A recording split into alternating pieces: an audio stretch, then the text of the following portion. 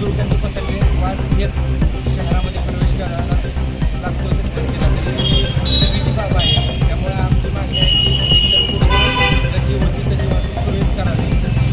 अन्यथा अंडाकृती प्रकारचा पुलाखाली रस्ता करावा, जेणेकरून मधला जो आहे भाग तो सुशोभीकरणासाठी ठेवावा आणि त्याचे असणारे दत्त मंदिर आहे त्या दत्त मंदिराच्या मागे आणि पोलीस चौकी आहे त्याच्या मागून एकसारखा असा अंडाकृती लावून मारून पूर्णपणे सुशोभीकरण करून तो रस्ता सुरळीत करून द्यावा. म्हणजे आतमध्ये येणारी लोक जे आहेत त्यांनाही चांगल्या पद्धतीने प्रसन्न वाटेल आणि शहरातून बाहेर जाणारी लोक जे आहेत त्यांनाही चांगल्या पद्धतीने प्रसन्न वाटेल. आताची परिस्थिती तिथे बघितली तर एकदम दुर्गंधीची परिस्थिती आहे आणि ट्रॉफिकच्या ह्यानं एकदम चुकीची पद्धत आहे. तिथे अनेक ॲक्सिडेंटचं प्रमाण वाढलेलं आहे.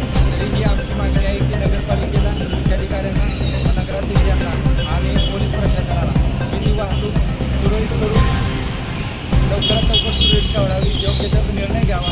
अन्यथा 1 ऑगस्टला लोकशाही अण्णाभाऊसाठी जयंती आहे त्या निमित्तानं आम्ही व्यक्तीला लावण्यात आलेली बॅरिकेड्स आम्ही काढून रस्ता हा पूर्ववत करणार आहोत. तरी रिपब्लिकन पार्टी ऑफ इंडियाच्या वतीने आम्ही हा इशारा देतो.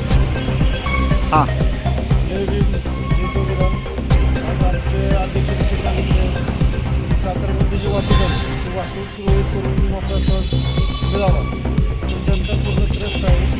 तो जो रस्ता आहे त्या रस्त्याने ॲक्सिडेंटचं प्रमाण पहिल्यापेक्षा आता जास्त वाढलेलं आहे. ते प्राचीनकालीन रस्ता जो चालू रस्ता जो बंद झाला तो रस्ता आयाचा पूर्ववत चालू करावा एवढी काळजी घेण्याची रस्ता ओपन करणार. अशा पद्धतीने त्रास मोठा आहे.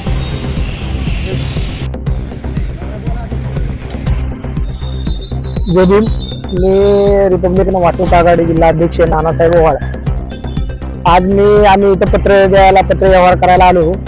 ते बॉम्बे रेस्टॉरंट पवई नाका ते पंढरपूर रोड हा मार्ग बंद करून साईडनं काढलेला आहे. तो मार्ग पूर्ववत व्हावा त्यासाठी आम्ही पत्र द्यायला आलेलो आहोत.